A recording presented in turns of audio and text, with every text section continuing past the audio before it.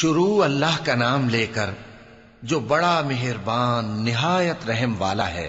جو چیز آسمانوں میں ہے اور جو چیز زمین میں ہے سب اللہ کی تسبیح کرتی ہے، اسی کی سچی بادشاہی ہے اور اسی کی تعریف ہے، اور وہ ہر چیز پر قادر ہے۔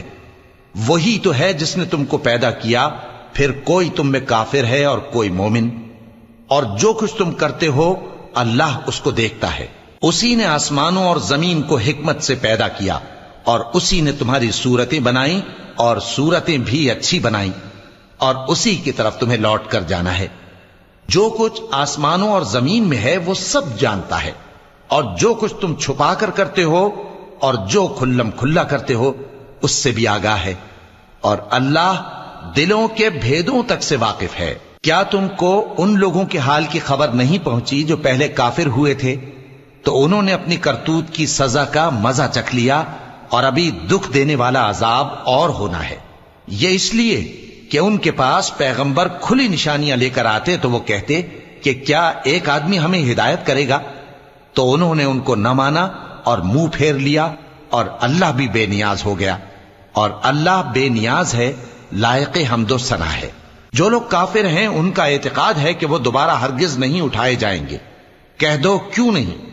میرے پروردگار کی قسم تم ضرور اٹھائے جاؤ گے، پھر جو کام تم کرتے رہے ہو وہ تمہیں بتائے جائیں گے، اور یہ بات اللہ کو آسان ہے۔ تو اللہ پر اور اس کے رسول صلی اللہ علیہ وآلہ وسلم پر اور اس نور یعنی قرآن پر جو ہم نے نازل فرمایا ہے ایمان لاؤ، اور اللہ تمہارے سب اعمال سے خبردار ہے۔ جس دن وہ تم کو اکٹھا کرے گا یعنی حشر کے دن، وہ نقصان اٹھانے کا دن ہے، اور جو شخص اللہ پر ایمان لائے اور نیک عمل کرے وہ اس سے اس کی برائیاں دور کر دے گا، اور جنت کے باغوں میں جن کے نیچے نہریں بہ رہی ہیں داخل کرے گا۔ وہ ہمیشہ ہمیشہ ان میں رہیں گے، یہی بڑی کامیابی ہے۔ اور جنہوں نے کفر کیا اور ہماری آیتوں کو جھٹلایا وہی اہل دوزخ ہیں کہ ہمیشہ اس میں رہیں گے، اور وہ بری جگہ ہے۔ کوئی مصیبت نازل نہیں ہوتی مگر اللہ کے حکم سے، اور جو شخص اللہ پر ایمان لاتا ہے وہ اس کے دل کو ہدایت دیتا ہے، اور اللہ ہر چیز سے باخبر ہے۔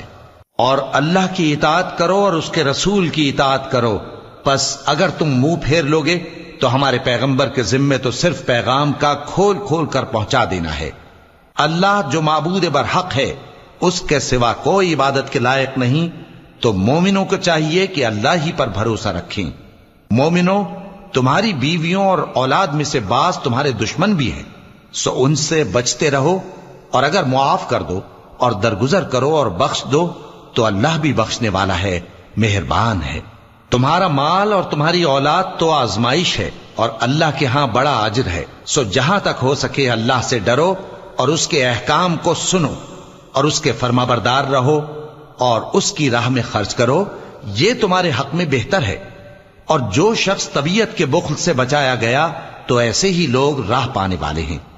اگر تم اللہ کو نیک نیتی سے قرض دو گے تو وہ تم کو اس کا کئی گنا دے گا، اور تمہارے گناہ بھی معاف کر دے گا، اور اللہ قدر شناس ہے، بردبار ہے، پوشیدہ اور ظاہر کا جاننے والا ہے، غالب ہے، حکمت والا ہے۔